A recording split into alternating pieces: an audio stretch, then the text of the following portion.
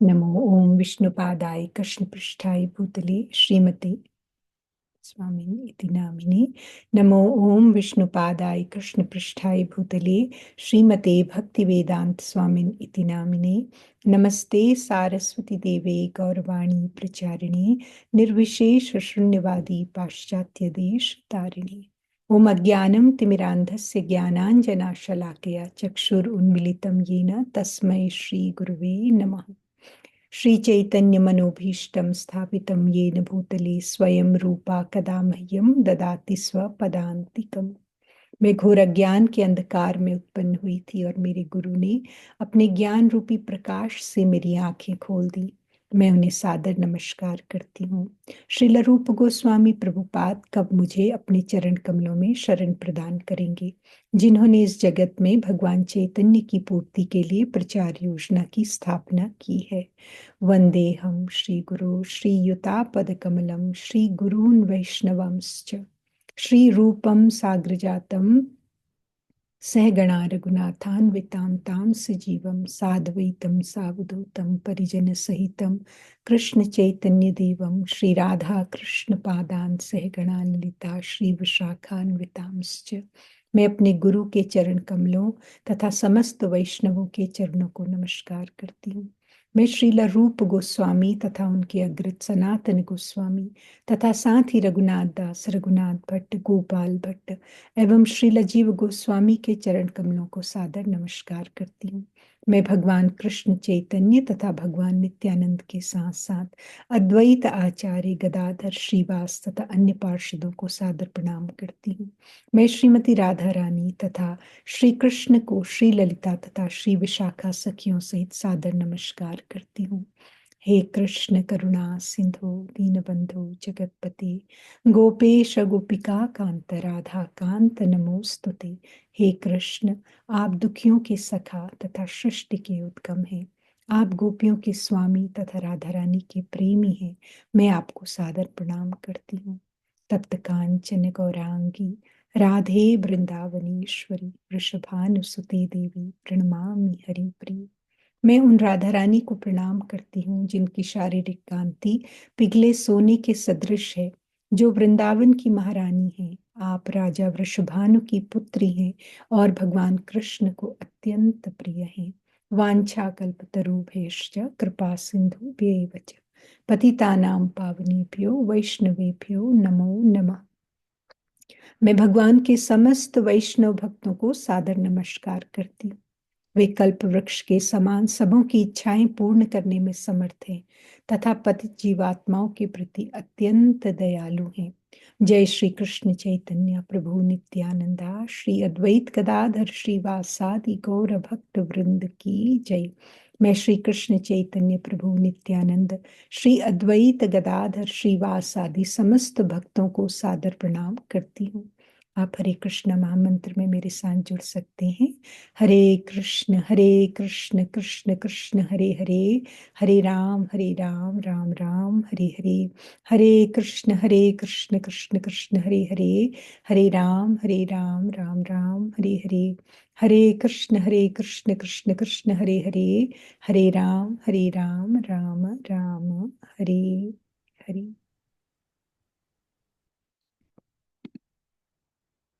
हरे कृष्णा सविता माता जी, हरे कृष्णा पापा जी, हरे कृष्णा भावना माता जी, आपको मेरा प्रणाम। इस हिंदी भगवत गीता रीडिंग सेशन में आप सभी का फिर से एक बार और स्वागत है। हम अध्याय 3 में हैं और अध्याय 3 ऑलमोस्ट खत्म हो रहा है। भगवान की मर्सी, श्री गुरु गौरंगा की मर्सी, श्रील प्रभुपाद की मर्सी से हमने यहाँ तक का सफर तय किया है। आज हम आखिर के 3 श्लोक लेंगे जो भगवत गीता अध्याय 3 में हैं, और अगर कोई प्रश्न है तो हम उनको भी लेंगे और उसके बाद हम अध्याय 4 की तरफ बढ़ेंगे। तो अभी तक हमने भगवत गीता में क्या पढ़ा है कि अर्जुन जो है अपना समझ नहीं पा रहा है कि उसकी क्या ड्यूटी है। उसको क्षत्रिय होने की ड्यूटी निभाना चाहिए और अपने ही परिवार वालों के विरुद्ध युद्ध करना चाहिए, या फिर वो कुरुनंदन है उसे अपने परिवार, अपने गुरु, बड़े जनों के विरुद्ध युद्ध नहीं करना चाहिए। और वो इस प्रश्न का उत्तर ढूंढ रहा है, बहुत परेशान है कि उसे क्या करना चाहिए। तो श्री भगवान अध्याय 2 में शुरू करते हैं सबसे पहले आत्मज्ञान से, कि तुम आत्मा हो, तुम शरीर नहीं हो। शरीर जो है नश्वर है, और आत्मा इटर्नल है। आत्मा को कोई न काट सकता है, न मार सकता है। इसलिए किसी भी प्रकार के भय से युक्त होकर, या फिर लाभ या हानि की चिंता करके, आप अपनी प्रिस्क्राइब्ड ड्यूटीज को, जो आपके की ड्यूटीज हैं, उनको नहीं छोड़ो। तो अर्जुन की जो है ड्यूटी है क्षत्रिय होने के कारण अधर्म के विरुद्ध युद्ध करना। तो भगवान उनसे कहते हैं कि क्योंकि ये सत्य है, तो इसलिए शरीर के बेसिस पर निर्णय नहीं लो। तुम आत्मा हो, और जो तुम्हारी ड्यूटीज है उनको करो। अब ड्यूटीज करते हुए भगवान फर्दर कहते हैं कि आप उन कर्म को और उन ड्यूटीज के रिजल्ट के प्रति आसक्त होकर के भी काम कर सकते हो। वो एक तरीका है, उसको सकाम कर्म कहते हैं, कि हम ऐसा काम करेंगे और हमें ये रिजल्ट चाहिए। अगर ये रिजल्ट आएगा तो मैं खुश हूँ, अगर ये रिजल्ट नहीं आएगा तो मैं दुखी हूँ। तो ये सकाम कर्म है। ऐसे भी आप अपनी प्रिस्क्राइब्ड ड्यूटीज को कर सकते हो। और दूसरा तरीका ये है कि आप निष्काम भाव से अपनी प्रिस्क्राइब्ड ड्यूटीज को करो। निष्काम कर्म योगा या बुद्धि योगा भगवान जो है इंट्रोड्यूस करते हैं, जिसका मतलब है बिना लाभ हानि, जय पराजय, जो भी है, जो भी उसके रिटर्न में मिले, पर ये मेरी ड्यूटी है और मैं इसको करूंगा। इस भाव के साथ अपने कर्तव्यों का पालन करो। तो आप सकाम भाव से भी कर सकते हो, निष्काम भाव से भी कर सकते हो। फिर भगवान आगे बताते हैं कि इसको करने के लिए कैसे जो है व्यवसायत्मिका बुद्धि, एक एक है कुरुनंदना, दृढ़ भाव से अपनी बुद्धि को करो। और ये इसका क्वालिफिकेशन है। तभी आप निष्काम भाव से कर पाओगे। हिंड्रेंस क्या है ऐसा करने में? अगर जो डिजायर, भोग और ऐश्वर्य की जो डिजायर होती हैं, ये इस निष्काम कर्म योग करने में हिंड्रेंस होती हैं। फिर भगवान कहते हैं कैसे बुद्धि योग करो। तो हमने बहुत फेमस वर्ड्स है भगवत गीता का, कि कर्मण्येवाधिकारस्ते मा फलेषु कदाचन। You have right to work. आप जो है वर्क कर सकते हो, लेकिन उसके रिजल्ट से अटैच नहीं हो, और अपने आप को उन रिजल्ट का कारण भी मत समझो। और जो है कि मैं कोई कर्म नहीं करूंगा, इस बात से भी अटैच्ड मत हो। तो इस तरीके से भगवान जो है निष्काम कर्म योग की व्याख्या करते हैं अध्याय 2 में। और अर्जुन फिर पूछते हैं कि अच्छा, इस तरीके से किसी ने कोई काम किया है तो वो व्यक्ति किस तरीके का होता है, उसकी कॉन्शियसनेस क्या होती है? तो हमने डिटेल में जो है उस स्थित प्रज्ञ के बारे में सुना था अध्याय 2 में। अध्याय 3 में जो है आकर अर्जुन फिर से कंफर्म करता है कि अगर हम आत्मा हैं, हम शरीर नहीं हैं, और ये कर्म है जो हमको इस शरीर के बंधन में डालता है, तो फिर मैं जो है संन्यास ले लेता हूँ, कर्म करने की क्या आवश्यकता है? तो भगवान फिर से यहाँ कंफर्म करते हैं, और अर्जुन के माध्यम से हम सभी को कंफर्म करते हैं कि नहीं, अपनी प्रिस्क्राइब्ड ड्यूटीज करना हमारे लिए बेटर है। क्योंकि जब तक हृदय का प्योरिफिकेशन नहीं हो जाता, तब तक संन्यास लेना मिथ्याचार है। और हमने समझा था कि हृदय का प्योरिफिकेशन का मतलब ये है कि हम अभी इम्प्योर अवस्था में हैं। इसका मतलब ये है कि हम अपने आप को बॉडी समझते हैं, और उसके हिसाब से जो हमारे रिश्ते हैं, जो हमारे कर्म हैं, उनमें सुख और दुख का अनुभव करते हैं। और जब को प्योर होने का मतलब ये है कि हम जब समझने लगे कि हम आत्मा हैं, भगवान के पार्ट एंड पार्सल हैं, और भगवान के सहयोग के साथ सहयोग करना हमारा धर्म है। तो वो हृदय का प्यूरिफिकेशन है। और ये सिर्फ मेंटल लेवल पर समझना नहीं है, इस बात को हम रियलाइज कर सकें हर स्टेप पर अपने लाइफ के, कि मैं बॉडीली कॉन्सेप्शन से डिसीजन ले रहा हूँ, कर्म कर रहा हूँ, या मैं आत्मा, कि मैं आत्मा हूँ, भगवान का पार्ट एंड पार्सल हूँ। इस आधार पर अपने डिसीजन ले रहा हूँ और कर्म कर रहा हूँ। और भगवान ये भी कहते हैं कि जो है क्योंकि आत्मा का स्वभाव एक्टिव है, और इस शरीर के पालन के लिए भी कर्म करने की जरूरत है, तो अननेसेसरी कर्म को छोड़ के संन्यास धारण कर लेना ठीक नहीं है। पर वो फिर आगे बताते हैं कि वो कर्म करना कैसे है। यज्ञार्थार्थ कर्मणो अन्यत्र लोकोयम कर्म बंधना। अगर यज्ञ की तरह नहीं कर्म किया जाए तो वही कर्म हमको जो है इस जगत के बंधन में बांध देता है। तो फिर आगे और भगवान जो है इस निष्काम कर्म योग की डिटेल्स के बारे में बात करते हैं। कहते हैं कि अगर जो है आप इस स्थिति पर पहुंच गए हो कि आप आत्मतृप्त हो, आत्मतुष्ट आत्मसंतुष्ट हो, आत्मरति को प्राप्त हो, फिर भी जो है जो आपको समाज में एग्जाम्पल प्रस्तुत करने के लिए कर्मयोग किया करना चाहिए। फिर वो महाराज जनक का एग्जाम्पल देते हैं, अपना एग्जाम्पल देते हैं भगवान। फिर सकाम कर्म और निष्काम कर्म, अटैच्ड वर्कर और डिटैच्ड वर्कर में क्या डिफरेंस होता है, उसके बारे में बात करते हैं। फिर भगवान श्लोक संख्या 30 में एक डायरेक्शन देते हैं कि अपने कार्य जो हैं ऑफर देम, वो सारे कर्मों को मुझे अर्पित करके काम करो, बिना किसी पर्सनल लाभ हानि के, बिना सेंस ऑफ प्रोप्राइटरशिप के, और जो है आलस से विमुक्त होकर अपना कर्तव्य का पालन करो। इस तरीके से तुम्हें अपना इस जीवन में कर्म करना चाहिए। तो जो है अर्जुन ये कहते हैं, हाँ ये अब मैं क्लियर हूँ कि मुझे जो है इस भावना से मुझे अपने कर्तव्य का पालन करना है, और अपने कर्तव्य का पालन किस प्रकार से करना है ये भी मैं समझ गया हूँ निष्काम भाव से। पर वो फिर भगवान से पूछते हैं कि ऐसा क्यों है भगवान, कि ये सब जानते हुए भी ऐसा लगता है कि कोई फोर्स है जो हमको इस काम, इस अपनी प्रिस्क्राइब ड्यूटीज को इस राइट मैनर से करने में रोक रहा है। वेरी प्रैक्टिकल क्वेश्चन हम सभी के लिए ये है, जो इस भक्ति मार्ग से ऑलरेडी जुड़ गए हैं उनके लिए भी है, क्योंकि हम ये एक्सपीरियंस करते हैं कि हम थ्योरेटिकली ये नॉलेज जानते हैं पर करने में मुश्किल आती है। जो भगवान से जुड़ने की कोशिश कर रहे हैं, पहली बार सुन रहे हैं, वो भी इस बात को महसूस कर सकते हैं कि हाँ ये सब सही सुनाई देता है, पर करते वक्त क्यों मुश्किल आ रही है। तो भगवान उसका जो है उत्तर देते हैं कि अर्जुन, ये जो है काम के कारण है।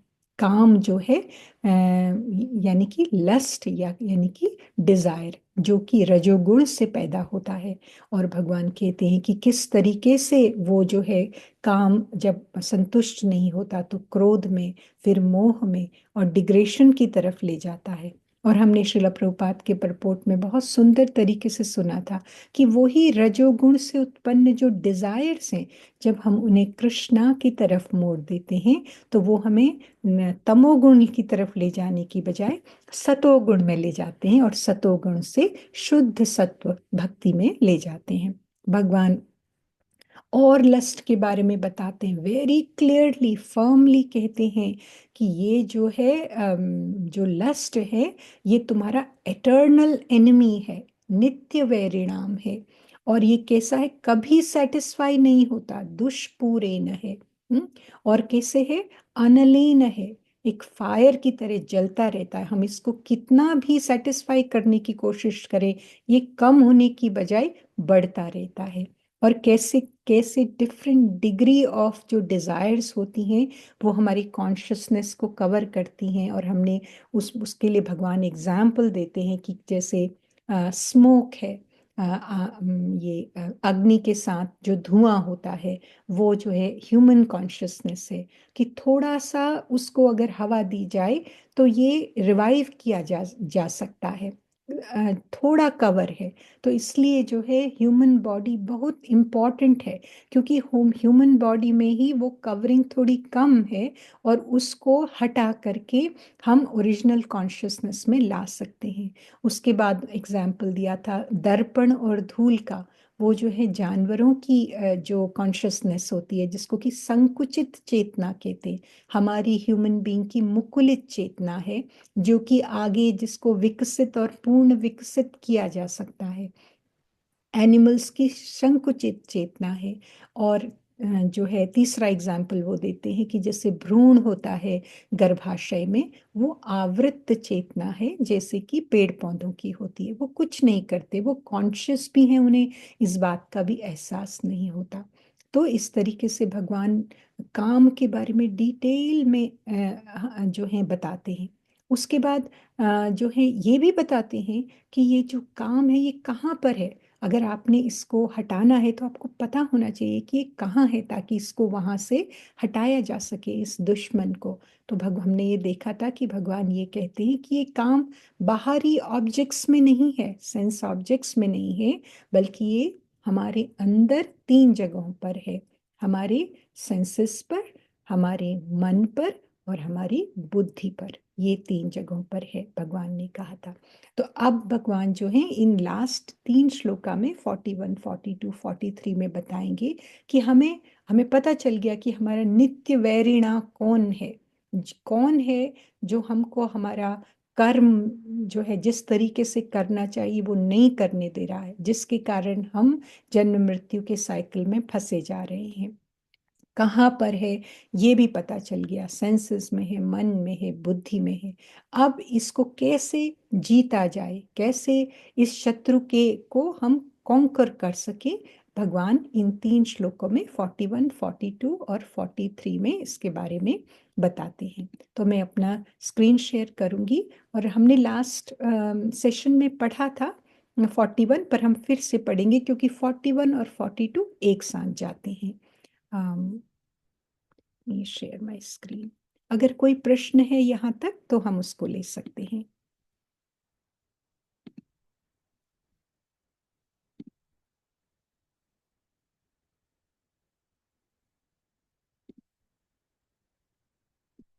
आप अनम्यूट करें और पढ़ें श्लोक संख्या 41। हरे कृष्ण माता जी। हरे कृष्ण माता जी, पढ़ें। श्लोक संख्या 41। एक मिनट माता जी, मैं थोड़ा सुन करूँ। तस्मात् त्वमिन्द्रियाण्याप्तयेयं यमरतरिषुः पाप्मानं त्यजहीयैनं ज्ञानविज्ञाननाशनम्।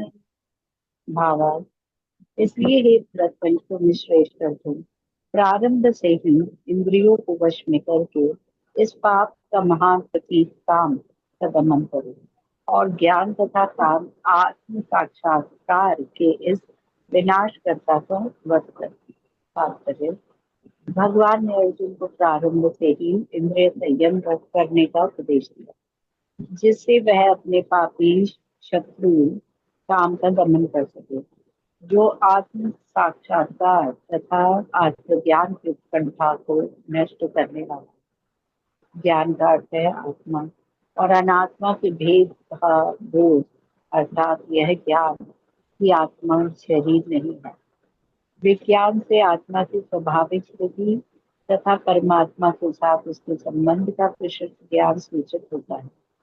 श्रीमद् भागवतम में 2:9-31 इसकी विवेचना इस प्रकार की गई है। ज्ञानम परम गुह्यं यत् विज्ञान समन्वितम् सरहस्यं पदं पंच गृहाण गदितं मया। आत्मा तथा परमात्मा का ज्ञान अत्यंत गुह्य एवं रहस्यमय है, किंतु जब स्वयं भगवान द्वारा इसके विविध पक्षों की विवेचना की जाती है तो ऐसा ज्ञान तथा विज्ञान समझा जा सकता है। भगवत गीता हमें आत्मा का सामान्य तथा विशिष्ट ज्ञान प्रदान करती है। जीव भगवान का भिन्न अंश है, अतः वे भगवान की सेवा से लिए हैं। यह चेतना कृष्ण भावना अमृत कहलाती है। अतः मनुष्य को जीवन के प्रारंभ से इस कृष्ण भावनामृत को सीखना होता है, जिससे वह पूर्णतः कृष्ण भावना भावित होकर तदनुसार कर्म करे। काम ईश्वर प्रेम का विकृत प्रतिबंध है और प्रत्येक जीव के लिए स्वाभाविक है, किंतु यदि किसी को प्रारंभ से ही कृष्ण भावनामृत की शिक्षा दी जाए तो प्राकृतिक ईश्वर प्रेम काम के रूप में विकृत नहीं हो सकता। एक बार ईश्वर प्रेम के काम रूप में विकृत हो जाने पर इसके मौलिक स्वरूप को पुनः प्राप्त करना दुस्साध्य हो जाता है। फिर भी कृष्ण भावनामृत इतना शक्तिशाली है कि विलंब से प्रारंभ करने वाला भी भक्ति के विधि विधानों का पालन करके ईश्वर प्रेमी बन सकता है। अतः जीवन की किसी भी अवस्था में या जब भी इसकी अनिवार्यता समझी जाए, मनुष्य कृष्ण भावनामृत या भगवत भक्ति के द्वारा इंद्रियों को वश में करना प्रारंभ कर सकता है और काम को भगवत प्रेम में बदल सकता है, जो मानव जीवन की पूर्णता का चरम अवस्था है। हरे कृष्ण। हरे कृष्ण। थैंक यू माता जी। तो भगवान यहाँ पर कह रहे हैं कि प्रारंभ में ही इंद्रियों को वश में करके इस पाप का महान प्रतीक काम का दमन करो। तो काम के इस दमन करने के लिए वो क्या कह रहे हैं कि इंद्रियों को वश में करो, और प्रारंभ में ही इंद्रियों को वश में कर लो। नहीं तो क्या करता है ये, हमारे ज्ञान और आत्म साक्षात्कार के इसका विनाश कर देता है, ये जो पापमय है। तो यहाँ पर सबसे पहले श्रीला प्रभुपाद ये बता रहे हैं कि ज्ञान क्या है। ज्ञान का अर्थ है आत्मा और अनात्मा, मतलब मैटर, डल मैटर, आत्मा और शरीर। शरीर जो है डल है, जब तक कि उसके अंदर आत्मा नहीं है तो वो बिल्कुल निर्जीव है। तो उसका जो बोध है, उसका जो डिफरेंस है कि यह ज्ञान की आत्मा शरीर नहीं है, ये ज्ञान है। जब ये ज्ञान मिल जाता है, और जब ये ज्ञान मिलता है और हम इसको रियलाइज करते हैं, जैसा कि मैं पहले कह रही थी कि सिर्फ मेंटल स्टेटस तक नहीं, कि हम सच में ऐसा बिहेव कर रहे हैं कि हम आत्मा हैं, हम भगवान के अंश हैं, और हम भगवान की सेवा के लिए ही बने हुए हैं, और ये क्षणिक शारीरिक जीवन हमको मिला हुआ है। इस ज्ञान के आधार पर जब हमारे कर्म होते हैं तो उसको आत्म साक्षात्कार या विज्ञान की प्राप्ति कहते हैं, ज्ञान से विज्ञान की प्राप्ति कहते हैं। तो इसी के लिए इसकी विवेचना जो है श्रीमद् भागवतम के श्लोक में हुई है। श्रील प्रभुपाद कहते हैं कि ये आत्मा और परमात्मा का जो ज्ञान है ये बहुत गुह्य और रहस्यमय है। तो ये श्लोक जो है, जब सृष्टि की स्थापना शुरू में होती है, जब ब्रह्मा जी उत्पन्न होते हैं गर्भोदक्षाय विष्णु के नेवल से, और उसके बाद उनको जब ज्ञान प्राप्त होता है, जब वो तप करते हैं, तो जब उनको ज्ञान मिलता है तो भगवान ये श्लोक उस समय पूरा ज्ञान देने के बाद कि कैसे सृष्टि चलानी है, और भगवान ब्रह्मा जो हैं स्पिरिचुअल वर्ल्ड और मटेरियल वर्ल्ड दोनों का दर्शन करते हैं। वो देखते हैं, माया का दर्शन करते हैं, वो जीव के बारे में समझते हैं, ये सब उनको रियलाइज्ड होता है। तो उसके बाद ये श्लोक जो है भगवान उनसे कहते हैं कि ये परम गुह्य ज्ञान है, और इस ज्ञान को समझकर अब तुम अपना कर्तव्य करो आगे। तो और यहाँ पर आगे इस आखिरी पैराग्राफ में, ये हमने पिछली बार भी बात करी थी कि जो ये काम है वो एक्चुअली क्या है कि ईश्वर के प्रति प्रेम जो है वो सोल का इनहेरेंट गुण है। हाँ, पर जैसे ही जब सोल भौतिक जगत के संपर्क में आ जाती है, तो वही प्रेम जो होता है काम के रूप में विकृत हो जाता है। तो इसलिए शुरू से ही इंद्रियों को कंट्रोल में करके, इंद्रियों को अनुशासन में रख करके हमें जो है कर्म करना चाहिए, ताकि ये और ज्यादा विकृत न हो। हम्म? पर साथ में श्रील प्रभुपाद ये भी कहते हैं कि भगवान की भक्ति इतनी सशक्त है कि किसी भी जीवन की किसी भी अवस्था में, या फिर हमें जब भी हम जिस भी स्टेज पर हों, इसकी अनिवार्यता हमें समझ में आती है कि ये क्यों इम्पोर्टेंट है। तो भगवान की भक्ति के द्वारा उस स्टेज में ही हम अपनी इंद्रियों को अनुशासन में करना शुरू कर सकते हैं, और इस काम को भगवत प्रेम में बदल सकते हैं, जो कि इस जीवन की चरम अवस्था है। अगर हम अपनी रियल स्थिति समझ जाएं कि हम भगवान के पार्ट एंड पार्सल हैं, भगवान के प्रति ये प्रेम हमारे अंदर उपस्थित हो जाए, तो इस भौतिक जगत के प्रति हमें कोई लगाव नहीं रहेगा, और फिर हम यहाँ से भगवत धाम को आसानी से जा सकते हैं। तो यहाँ पर एक और बात समझने की है कि भगवान जो है इंद्रियों को वश में करने के लिए, प्रारंभ में इंद्रियों को वश में करने के लिए ही क्यों कह रहे हैं? क्योंकि उन्होंने कहा कि ये तो इंद्रियों में भी है, मन में भी है, और इंटेलिजेंस में भी है, तो सिर्फ इंद्रियों को ही क्यों कह रहे हैं?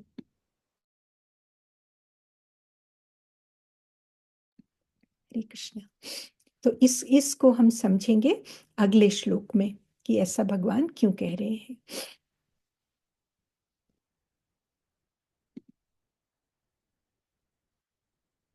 श्लोक संख्या 42। कोई आप में से कोई भी पढ़ सकता है, अनम्यूट करें, पढ़े। हरे कृष्ण माता जी। हरे कृष्ण माता जी। कर्म योग श्लोक 3.42। इंद्रियाणि परान परा सॉरी इंद्रियाणि परानि आहु इंद्रिय येभे परम मनः तु परा बुद्धि य बुद्धे परतः तु सह। भावार्थ, कर्मेंद्रियां जड़ पदार्थ की अपेक्षा श्रेष्ठ हैं, मन इंद्रियों से बढ़कर है, बुद्धि मन से भी उच्च है, और वह आत्मा बुद्धि से भी बढ़कर है। तात्पर्य, इंद्रियां काम के कार्यकलापों के विभिन्न द्वार हैं। काम का निवास शरीर में है, किंतु उसे इंद्रिय रूपी झरोखे प्राप्त हैं। अतः कुल मिलाकर इंद्रियां शरीर से श्रेष्ठ हैं। श्रेष्ठ चेतना या कृष्ण भावनामृत होने पर ये द्वार काम में नहीं आते। कृष्ण भावनामृत में आत्मा भगवान के साथ सीधा संबंध स्थापित करता है। अतः यहाँ पर वर्णित शारीरिक कार्यों की श्रेष्ठता परमात्मा में आकर समाप्त हो जाती है। शारीरिक कर्म का अर्थ है इंद्रियों के कार्य, और इन इंद्रियों के अवरोध का अर्थ है सारे शारीरिक कर्मों का अवरोध। लेकिन चूंकि मन सक्रिय रहता है, अतः शरीर के मौन तथा स्थिर रहने पर भी मन कार्य करता रहता है। यथा स्वप्न के समय मन कार्यशील रहता है, किंतु मन के ऊपर भी बुद्धि की संकल्प शक्ति होती है, और बुद्धि के ऊपर स्वयं आत्मा है।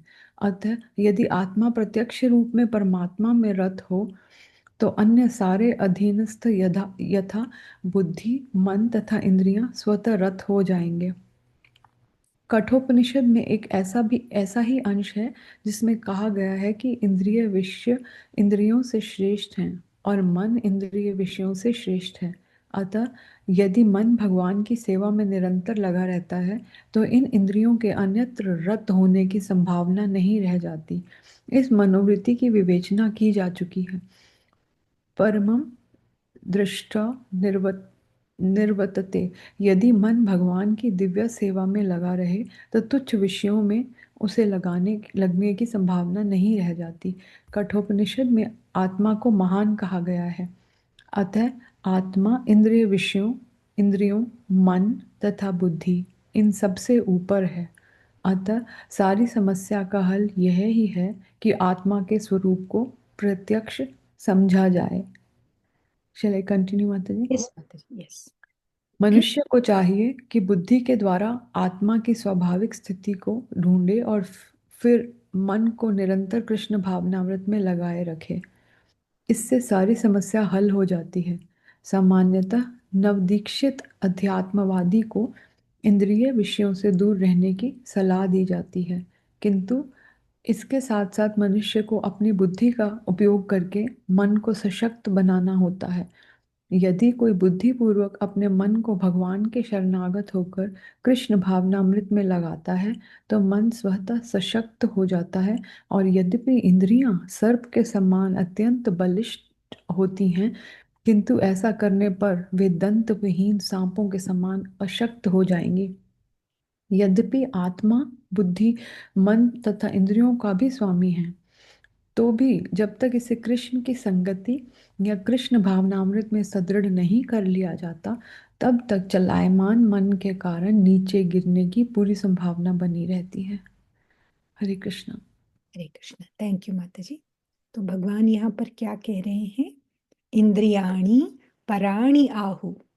इंद्रियां जो हैं वो जड़ मैटर से बढ़कर हैं, और उनसे इंद्रियेभ्य परमम मनः, मन जो है इंद्रियों से बढ़कर है।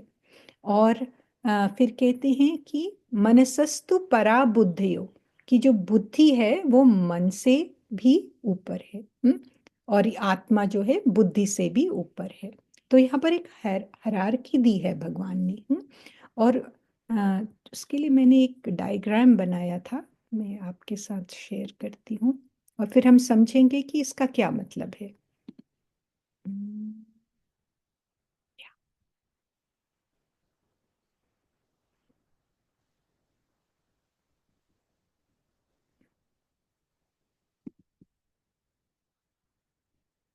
आई होप कि आपको दिखाई दे रहा है।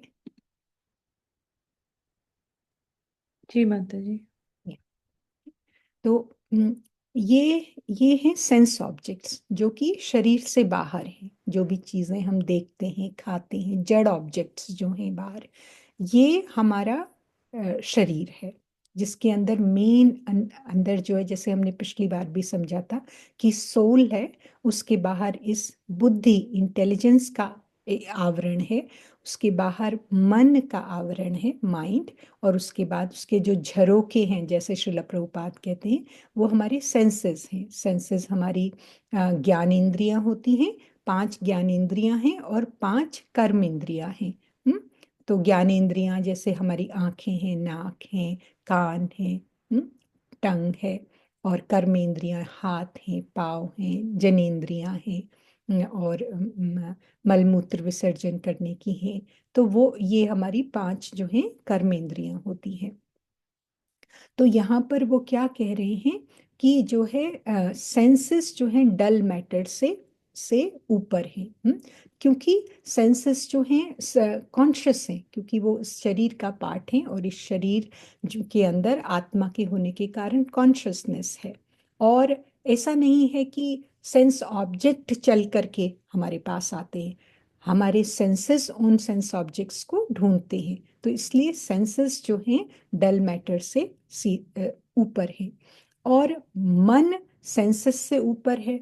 इसका मतलब क्या हुआ कि मन जो है, अगर हम सेंसेस को रोक लें, कहें कि अच्छा हम बुरा नहीं देखेंगे, हम बुरा नहीं सुनेंगे, हम बुरा नहीं बोलेंगे, हम अपने सब सेंसेस के काम को बंद कर दें, फिर भी हम देखते हैं कि मन का काम चलता रहता है। सेंस बंद करने से मन बंद नहीं होता। और इसका क्लासिक एग्जाम्पल है, जब हम स्वप्न देखते हैं उस समय हमारे सब सेंसेस बंद होते हैं, लेकिन मन चल रहा होता है। तो इसलिए मन जो है सेंसेस से हायर है, बुद्धि मन से हायर है। इसका मतलब क्या है? मन चंचल है, मन कहता है मुझे ये खाना है, मुझे ये जाना है, यहाँ जाना है, ये करना है, लेकिन बुद्धि उसके लिए डिसाइड करती है कि ये ठीक है कि नहीं ठीक है। मन कहे कि मुझे ये स्पीड में गाड़ी चलानी है, पर बुद्धि ये कहती है नहीं, स्पीड में गाड़ी चलाओगे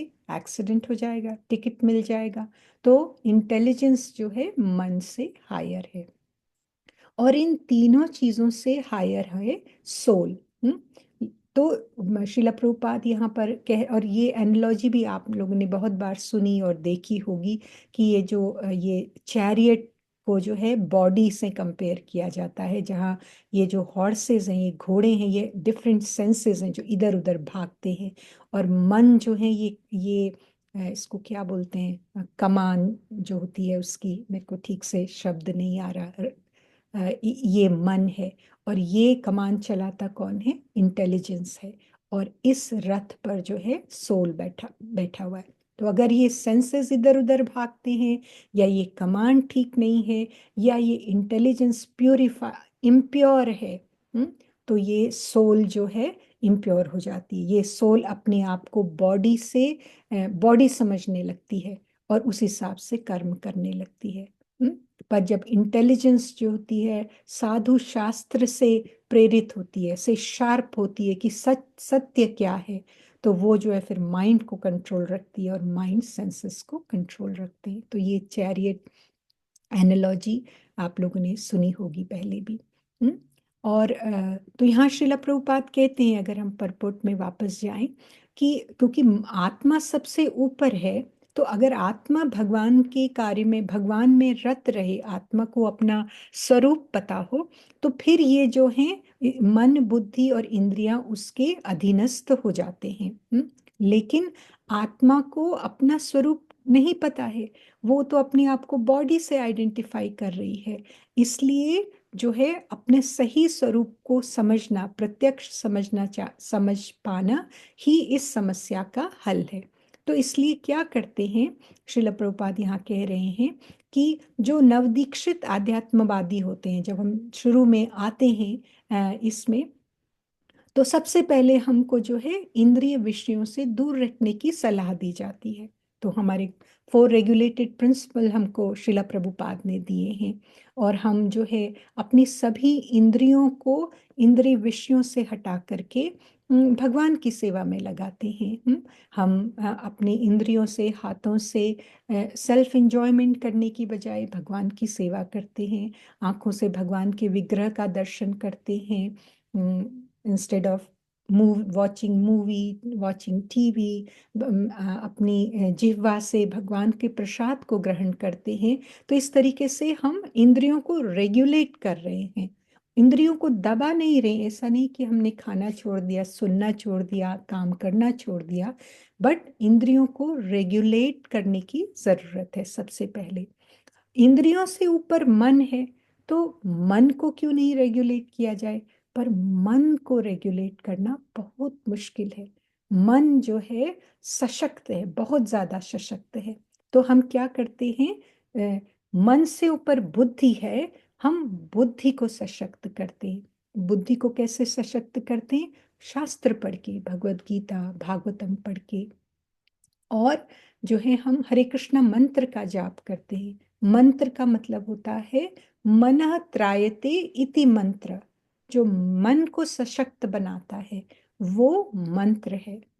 तो इसलिए अपनी बुद्धि को शार्प करके हम मन को कंट्रोल करते हैं और इंद्रियों को हम रेगुलेट करते हैं। और इसी यही वैदेही भक्ति है, ये यही श्रीला प्रभुपाद ने हमको दी हुई है कि हरे कृष्ण मंत्र का जाप करें, रेगुलरली भगवत गीता भागवतम का श्रवण करें। ये आपकी बुद्धि को स्ट्रॉन्ग करेगा, और बुद्धि को जब स्ट्रॉन्ग होगी तो मन को कंट्रोल में किया जा सकता है। भगवान कृष्ण का प्रसाद लें, डिवोटीज का संग करें, क्योंकि जैसा आपका संग है वैसा ही आपका मन होगा। जिसकी संगति में आप होंगे। तो ये कृष्णा कॉन्शियसनेस जो है, ये बहुत सशक्त है, बहुत प्रैक्टिकल है। इसके हिसाब से अगर हम देखें तो, कि ये कह रहा है कि नीचे इंद्रियों को कंट्रोल करो, बुद्धि को कंट्रोल करो, बुद्धि के माध्यम से मन कंट्रोल होगा। और इस तरीके से ये तीनों जगह जहाँ पर लस्ट या डिजायर्स बैठती हैं, वो जो हैं हम उन डिजायर्स को हरा पाएंगे। और इस तरीके से हम जो है अपना निष्काम कर्म योग कर सकेंगे, अपनी आत्मा की सही स्वरूप को समझ सकेंगे। तो ये बहुत ही प्रैक्टिकल जो है भगवान यहाँ पर कह रहे हैं, और श्रीला प्रभुपाद हमें एक्सप्लेन कर रहे हैं। हम आखिरी श्लोका 43 लेते हैं, आप में से कोई भी पढ़ सकता है।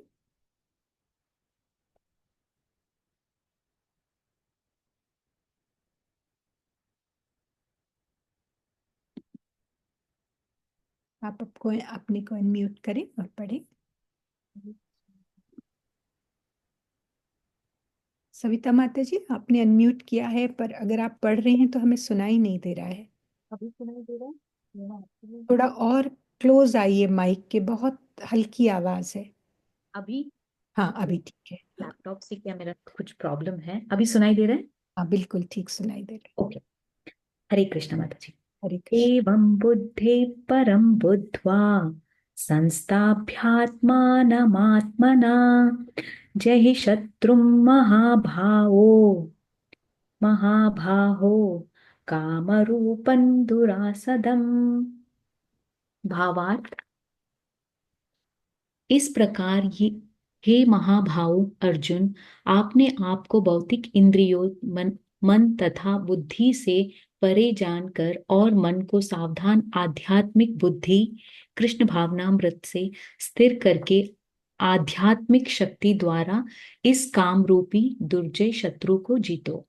तात्पर्य, भगवत गीता का यह तृतीय अध्याय निष्कर्षतः मनुष्य को निर्देश देता है कि वह निर्विशेष शून्यवाद को चरम लक्ष्य न मानकर अपने आप को भगवान का शाश्वत सेवक समझते हुए कृष्ण भावनामृत में प्रवृत्त हो। भौतिक जीवन में मनुष्य काम तथा प्रकृति पर प्रभुत्व पाने की इच्छा से प्रभावित होता है।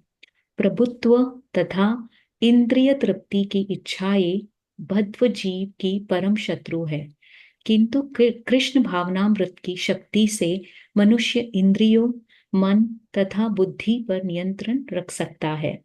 इसके लिए मनुष्य को सहसा अपने नियत कर्मों को बंद करने की आवश्यकता नहीं है, अपितु धीरे धीरे कृष्ण भावनामृत विकसित करके भौतिक इंद्रियों तथा मन से प्रभावित हुए बिना अपने शुद्ध स्वरूप के प्रति लक्षित स्थिर बुद्धि से दिव्य स्थिति को प्राप्त हुआ जा सकता है।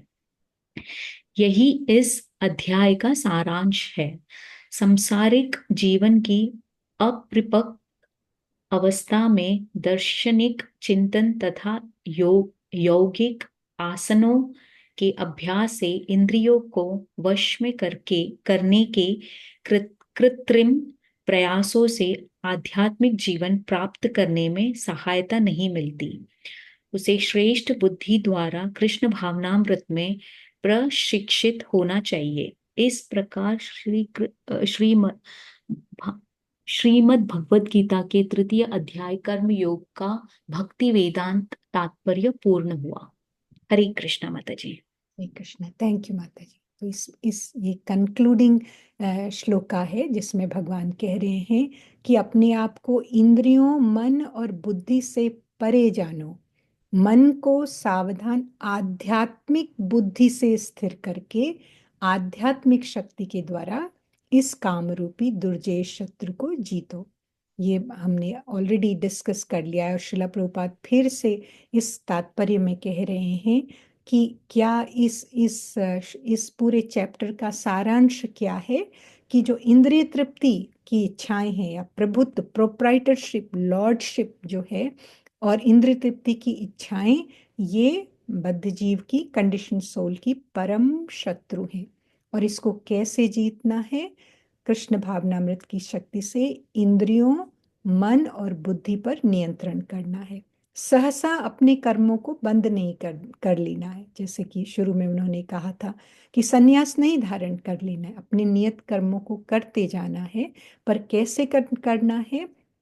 धीरे धीरे भौतिक इंद्रियों को कंट्रोल में करना है, और मन को कैसे कंट्रोल करना है? स्थिर बुद्धि से करना है। और इस स्थिति को प्राप्त किया जा सकता है।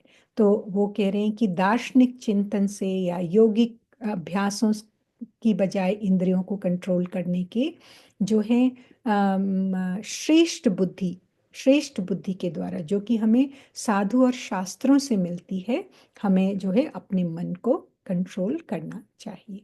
तो यहाँ पर हमारा चैप्टर 3 समाप्त होता है। अगर आपके पास कोई भी प्रश्न है जो हमने आज पढ़ा, या इससे पहले अभी तक जो कुछ भी हमने पढ़ा, या फिर अगर आप कुछ प्रैक्टिस करने की कोशिश कर रहे हैं पर आपको कंफ्यूजन हो रहा है, कुछ प्रश्न हैं, तो हम ले सकते हैं।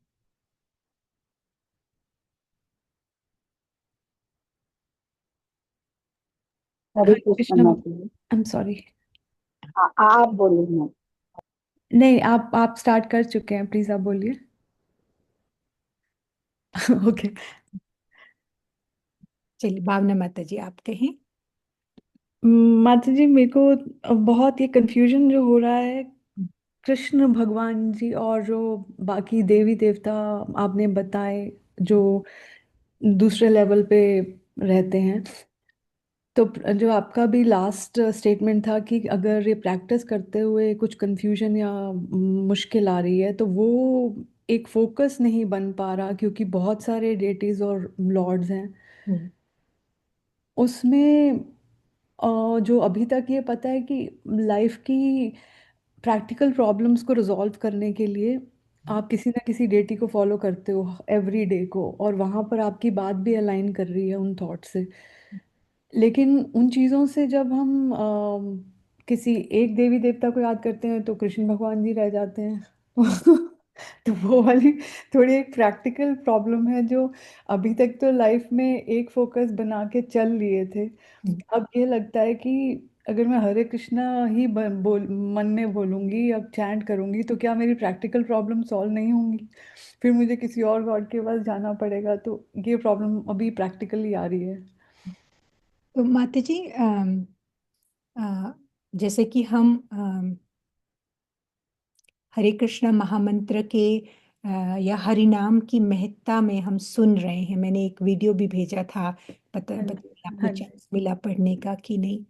तो कैसे उसमें एक्सप्लेन किया गया है कि हरे कृष्ण महामंत्र जो है सर्वोपरि है।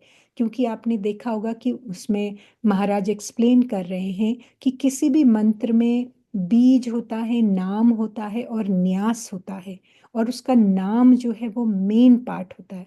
पर हरे कृष्ण महामंत्र में सिर्फ नाम है। और कैसे कली संतारण उपनिषद कहता है कि इस युग में जो है नाम ही भगवान का नाम ही आपको तार सकता है। ना यौगिक क्रियाएं, ना ये सैक्रिफाइसेस, ना मूर्ति, ना ही एलैबोरेट डेटी वर्शिप, पर नाम ही आपको तार सकता है। तो ये बात शत प्रतिशत सत्य है कि हरे कृष्णा महामंत्र का जाप करने से आपकी मटेरियल, आध्यात्मिक और भौतिक दोनों चीजें जो हैं सॉल्व होती हैं। भगवान, हम पढ़ेंगे भगवत गीता में आगे, वो कहेंगे कि जो है अनन्याश्चिन्तयन्तो माम ये जना पर्युपासते तेषां नित्यभुक्तानां योगक्षेमं वहाम्यहम्। कि जो है अनन्य चिंता, जो एक दृष्ट होकर मेरी चिंता करते हैं, मैं उनका टेक केयर करता हूँ। तो ये सत्य है। पर आपको अपनी जो सिचुएशन है उस हिसाब से जाना चाहिए कि आप जो है ये भगवत गीता, श्रीमद् भागवतम ये पढ़ते रहें, और इससे आपकी बुद्धि धीरे धीरे शुद्ध हो रही है। ये ना एकदम स्विच नहीं होता, और एकदम स्विच करना भी नहीं चाहिए, आर्टिफिशियली स्विच नहीं करना चाहिए। अगर आपकी किसी देवी देवता में अभी आसक्ति है तो आप उनको रखें अपने ऑल्टर पर, पूजा करें, पर भगवत गीता से सत्य भी सुनते रहें। कि भगवत गीता धीरे धीरे धीरे आपका जैसे कि यहाँ पर कह रहे हैं, जो हमने अभी पढ़ा था, बुद्धि को प्योरीफाई करेगी। और वो बुद्धि जो है से आपका फिर मन कंट्रोल होगा, और आप एक स्थिति आएगी कि आप खुद डिसाइड करेंगे कि मुझे क्या करना है। तो इस समय आप पजल ना हो, जो है जहाँ आपकी श्रद्धा है आप उसको लेके बढ़ते रहें। पर जो परम सत्य ज्ञान है, भगवत गीता हमें बहुत क्लियरली बता रही है, उसको भी सुनते रहें, है ना। तो Yeah. उसके बेसिस पर आप डिसाइड करें। कंफ्यूजन, परप्लेक्सनेस की आवश्यकता नहीं है। क्योंकि फोर्सबली कोई चीज करने से वो रहेगी नहीं ज्यादा दिन तक, जब तक वो हृदय में नहीं उतरती और हृदय कहता है हाँ यही सत्य है और मुझे ऐसे करना है, तब वो फिर जो है लंबे समय तक आपके साथ रह सकती है। तो अभी आपने सुनना शुरू किया है, अभी आप इस राह में आए हो, तो जैसे जैसे नेचुरली होता है आप वैसे वैसे करो। जी, Does या that- थैंक यू माता जी, दैट वाज अ गुड रीट्रेशन। एक छोटा सजेशन है, ज़्यादा टाइम नहीं लेते हुए माता जी। जब हम, आई डोंट नो, आप एक टाइम फ्रेम लेकर अगर चल रहे हैं कि ये इतने टाइम में हमें इतने गीता के चैप्टर्स को कंप्लीट करना है, अगर वैसा नहीं है तो हम तीन, मान लीजिए 3 पैराग्राफ्स पढ़ते हैं, उसके बजाय 2 पढ़ के भी अगर जो भी पार्टिसिपेट करके उसको लास्ट में सम अप करके आपको बता पाए, उससे थोड़ा मेमोराइजेशन में कंसेप्ट्स की हेल्प मिलेगी, क्योंकि ये सब वर्ड्स भले ही हिंदी के हैं पर बहुत ज़्यादा हैं। जो मान लीजिए मैंने एक क्लास नहीं ली, या आज मैं ऐसा सोच रही हूँ, आपकी बात सुनते सुनते मैं पीछे की चीज़ों से रिलेट करने लगती हूँ, उसका मीनिंग मुझे इमीडिएटली नहीं याद आता है। तो मैं ये जानती हूँ ये प्रोसेस है, मुझे 3 4 5 आई डोंट नो कितनी बार गीता सुननी पड़ेगी कि मुझे रिलेट कर पाऊँ मैं। बट शायद अगर आपको ठीक लगे और सभी को ठीक लगे, कि लास्ट में एक पॉइंटर्स हो जाते हैं जो 1 बाय 1 सब दें कि आज क्या समझा, अगर वो फिट हो पाए। तो जैसे एक बच्चे से पूछा जाता है कि क्या आज लर्न हुआ, शायद वो मेमोरी स्पीड अप करे। ये बहुत अच्छा सजेशन है माता जी, और मैं तो एनकरेज करूंगी, मैं तो हर क्लास में एनकरेज करती हूँ कि कोई भी पॉइंट आपको अच्छा लगा हो तो आप ज़रूर शेयर करें। क्योंकि जैसे आपने कहा कि वो फिर रह जाता है, जब हम दोबारा से सुनते हैं कि अच्छा मुझे ये पॉइंट अच्छा लगा, या फलां डिवोटी ने ये पॉइंट कहा, तो वो छोटे छोटे पॉइंट्स हमारे साथ रह जाते हैं। तो मैं तो सभी डिवोटीज को बहुत बहुत एनकरेज करूंगी, कुछ कम नहीं है, कोई ज्यादा नहीं है, कुछ गलत नहीं है, कुछ सही नहीं है। कोई ना कोई शब्द, कोई ना कोई लाइन आपको पूरे क्लास में अच्छी लगी होगी, तो आप बस उसको शेयर करें, और ये बहुत इफेक्टिव होता है। ये आप ठीक कह रही है माता जी। तो और आई होप कि मैं शुरू में इसीलिए समराइज करती हूँ, ताकि आप जो हैं उसको कैचअप कर पाएं कि हमने अभी तक क्या किया, और आगे हो जो पढ़ें उससे जो है उसको रिलेट कर पाएं। तो I hope that that helps you नहीं, वो much. Summary is definitely helpful. Actually वो summary, again time constraints, you are the lead, आपको ज़्यादा पता है कि मैं सम अप करके आपको बता रही हूँ, आज एक पैसेज में ये करा, उसके बाद आज ये करा, जिससे कि मुझे याद हो गया मैंने क्या करा। अदरवाइज मैं 2 क्लासेस के बाद या कुछ क्लासेस के बाद मैं भूल जा रही हूँ उसका क्या मीनिंग था, रजोगुण एग्जैक्टली क्या था, क्यों कृष्णा जी से रिलेट करके वो चीज़ों को ओवरकम करना है, वो टाइम ले रहा है रिवाइव होने में माइंड में। अच्छा ठीक है माता जी। और अगर आपको जैसे लगा कि मेरे को रजोगुण नहीं समझ में आया, आप उसको पूछ सकते हैं दोबारा से। हाँ, वो ऑप्शन तो है। ऐसा ऐसा नहीं है कि ये सच बात है, एक बार सुना तो हमेशा के लिए वो याद नहीं रहता। तो अगर कोई कोई बात आप ऑलरेडी सुन चुके हो पर अभी याद नहीं आ रही है, तो वो समझ नहीं आ रहा है, प्लीज पूछें। आप लोग जो हैं प्लीज फील फ्री कि पूछें। हम उसके बारे में जितनी बार सुनते हैं उतनी बार वो रुकता है। पर्पस ये है कि हमारे को समझ आए और हमारे अंदर रुके वो। तो दोनों सजेशन आपके अच्छे हैं माता जी। मैं ऑल डिवोटीज को मैं इनकरेज करूंगी कि जो भी वो उस दिन सुनते हैं, उन्हें जो अच्छा लगता है वो उसको कहें। और अगर इन बिटवीन आपको कोई भी क्वेश्चन आता है कि ऑलरेडी, चाहे हम ऑलरेडी उसके बारे में बात कर चुके हैं, अगर आपको नहीं अभी फिर से नहीं समझ आ रहा है या याद नहीं आ रहा, प्लीज उसके बारे में पूछें, और हम फिर से बात करेंगे। थैंक यू माता जी। Thank you.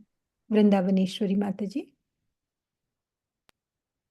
हरे कृष्ण माता जी। हरे कृष्ण माता जी। मेरी मेरी समस्या माता जी आज से रिलेटेड हमारे लेसन से जुड़ी हुई है।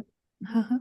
लाइक बहुत अच्छी तरह आपने समझाया भी, और प्रभुपाद के पर्पस में भी बहुत क्लियरली मेंशन था कि नियोफाइड डिवोटीज को अपनी शुरुआत से ही इंद्रियों को दमन करना है, उनको कंट्रोल करना है, क्योंकि मन तो आता नहीं है बस में इत्यादि हमने पढ़ा माता जी। तो माता जी मेरी समस्या ये है, मैं ऐसा प्रैक्टिस करने की काफी टाइम से कोशिश कर रही हूँ, पर मैं जब अपनी इंद्रियों का या मन का बहुत दमन करती हूँ तो क्या होता है, मेरा दिमाग थकने लगता है। क्योंकि मैं क्या करती हूँ, फिर अपने आप को और चीजों में व्यस्त कर देती हूँ, और इतना व्यस्त कर देती हूँ कि मेरा दिमाग थक जाता है। और जब मेरा दिमाग थक जाता है तो I fall back in a sense like I will start enjoying TV, videos, reels, social media. तो और उसके बाद हालांकि मुझे थोड़ा सा तो होता है, डिपेंडेंस होता है कि ओहो फिर वही। और कई बार तो माता जी मेरा दिमाग, मतलब मैं कैसे इस अपनी कमी को कैसे रिमूव कर सकती हूँ? आपके पास कुछ गाइडलाइंस हो तो मुझे प्लीज बताएं। माता जी, पहला तो ये है कि इंद्रियों को ना दमन ना करें, सिर्फ रेगुलेट करने का है। और उसका उसका मतलब प्रैक्टिकली में क्या मतलब है कि इंद्रियों को रोकना जो है इतना इस हद तक उनको रेगुलेट नहीं करना है कि हमारा मन विद्रोह कर दे। हम्म? मन को कॉन्टिन्यूसली खुराक देनी है, जो है शास्त्रों से, डिवोटी एसोसिएट जैसे आप करते भी हो, राइट? ये सुबह शाम जरूरी है, क्योंकि नहीं तो जो है बैठता नहीं है। मन को इतनी आदत है इस जन्म में और जन्मों जन्मों से कि उसको जो है भोग करना है, तो वो वापस, जैसे होता है ना डॉग टेल होता है, वापस आ जाती है। तो डे इन डे आउट उसको जो है बुद्धि को शार्पन करना है। और जहाँ तक इंद्रियों इंद्रियों का सवाल है, उनको उतना ही रेगुलेट करें जिससे कि विद्रोह तक ना पहुंचे। ये एक की है। जैसे कि कई सारी चीजें हैं, मतलब मैं यहाँ ऑनलाइन कह रही हूँ, पर आई डोंट नो कि ये सही है कि नहीं है। जैसे हम चाय कॉफी नहीं पीते हैं, अदरक लहसुन, वो सॉरी, लहसुन प्याज नहीं खाते हैं, है ना माता जी? तो ये रेगुलेशंस उतने उतने इम्पोर्टेंट नहीं हैं जितने कि जिससे कि हमारा मन रिवोल्ट करने लगे। या फिर जैसे कहते हैं कि हम टीवी नहीं देखते हैं या ये नहीं करते हैं, उसको उतना हद तक नहीं करना है कि मन में रिवोल्ट आ जाए। धीरे धीरे अगर आपको टीवी देखना अच्छा लगता है, तो आप अगर 4 घंटे देखते हैं तो आप उसको 2 घंटा कर दीजिए, 1 घंटा कर दीजिए, आधा घंटा कर दीजिए। as your as your mind becomes stronger in bhakti, do control the senses depending on that, तो फिर वो जो है वो रिवोल्ट नहीं करेगा। am I able to explain it to you, माता जी? कि हाँ इंद्रियों, माता जी, हाँ बिल्कुल। हाँ, मेरे ख्याल से मैंने दमन शब्द का गलत इस्तेमाल किया। हम्म तो दमन तो खैर करने में मैं हम्म सक्षम नहीं हूँ। हम्म हाँ, लेकिन मैं इस बात का ध्यान रखूंगी। हम्म पर बात वही आती है कि कंट्रोल तो करना ही होगा। कंट्रोल करना होता है तो ना बुद्धि, पर अगर वो बुद्धि से रेगुलेट होता है ना, तो जी आसान होता है। मन से रेगुलेट जी, करते हैं तो मन रिवोल्ट करता है। Am I able to make the difference? Almost हाँ यू आर देयर। हाँ, मतलब आप यही कह रहे हैं कि क्योंकि मन तो नहीं आएगा कंट्रोल में, हम्म तो मुझे अपने आप को बुद्धिमत्ता पूर्वक समझाना पड़ेगा हम्म कि भाई देख लो, hmm you have a choice, hmm hmm hmm, and hmm. There you go. And why you are doing it, right? Why? What are we या getting out of it? Always talk about like positive this thing ki, okay, we are doing it because of this positive thing. And then again I will say कि इंद्रियों, अगर अगर इंद्रियों को थोड़ा बहुत वो दे दो जो वो चाहते हैं, and it let you go, move forward, it is better than they completely stop you down. या Hmm? Thank you. I hope that. या that helps a lot mathematics. Yeah, yeah. Thank मैं यू। रुक क्योंकि जाना guilt बिल्कुल complex ठीक भी नहीं। बाहर नहीं निकलने दे रहा था। हाँ अभी मुझको एक पॉजिटिव दिशा मिल रही है। हाँ, कि जो भी चीज आपको रोक दे रही है वो ठीक नहीं है। मतलब you should be able to continue, you should be able to absorb it, you should be able to go one step at a time कि ये मेरे लिए क्यों इम्पोर्टेंट है। उसमें आपको जिस चीज से भी या help मिल रही है आप उसको लो। There is nothing you know, क्योंकि हम सब अलग अलग हैं, हम सब अपनी अपनी बैगेज लेकर के चल रहे हैं, तो एक रूल अप्लाई नहीं होता। अंततः ये जो हम यहाँ पढ़ रहे हैं, दिस इज अंततः it, we have to go to that that position. पर कोई डे वन से कंट्रोल कर सकता है, किसी को थोड़ा टाइम लगता है, पर स्लोली स्लोली हम मूव होते रहने चाहिए। अगर हम रुक जा रहे हैं तो वो ठीक नहीं है। या that is not helpful. Thank you माता। Thank thank you for the wonderful session also माता जी। Thank you. हरे कृष्ण। क्या आपको अच्छा लगा माता जी? माता जी, मुझे मुझे तो आज के ये 3 श्लोक बिल्कुल मुझे मेरी स्थिति से हम्म, मैच होते हुए दिखाई दिए, तो यही अच्छा लगा कि किस प्रकार उन्होंने पूरी तरह बताया एक साधक के लिए हम्म, कितना जरूरी है कि भाई स्टेप वाइज हम्म, इंद्रिय करो कंट्रोल, हम्म, फिर मन पर आओ, हम्म, मन क्योंकि डिफिकल्ट है तो बुद्धि से उसको कंट्रोल करो हम्म, और इंटेलिजेंटली सोचो। हम्म, तो मेरे लिए तो ये काफी इम्पोर्टेंट था मेरे लिए। And it is very important, and that is the process that we should be so happy that this is the process that has been given to us, कि हमको रेगुलेटेड लाइफ जीनी है। और हम क्यों पढ़ रहे हैं भगवत गीता भागवतम, हम इतनी क्लासेस करते हैं, सुनते हैं, क्यों करते हैं? क्यों? उसका रीजन यहाँ पर भगवान दे रहे हैं कि मन को नहीं बांध पाओगे, पर बुद्धि से, जब बुद्धि शार्प होती है तो फिर वो बुद्धि मन को कंट्रोल कर पाती है। तो ये प्रैक्टिस है हम सबके लिए। थैंक यू फॉर शेयरिंग माता जी। Thank you. Thank you so much. Hare Krishna. कोई और प्रश्न है या फिर कोई और शेयर करना चाहता है? उसे कुछ अच्छा लगा, अच्छा नहीं लगा, कोई परेशानी है, आप, this is the time we can do.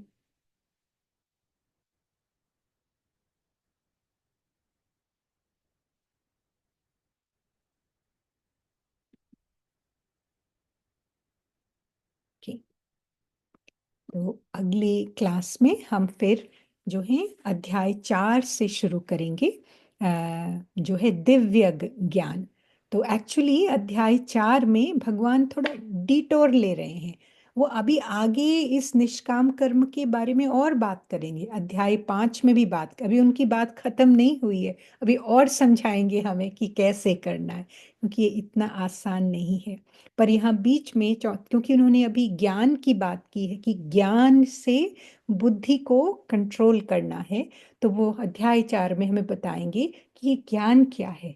ये जिससे हमें, क्योंकि ये इतना इम्पोर्टेंट है, ज्ञान से ही बुद्धि कंट्रोल होती है।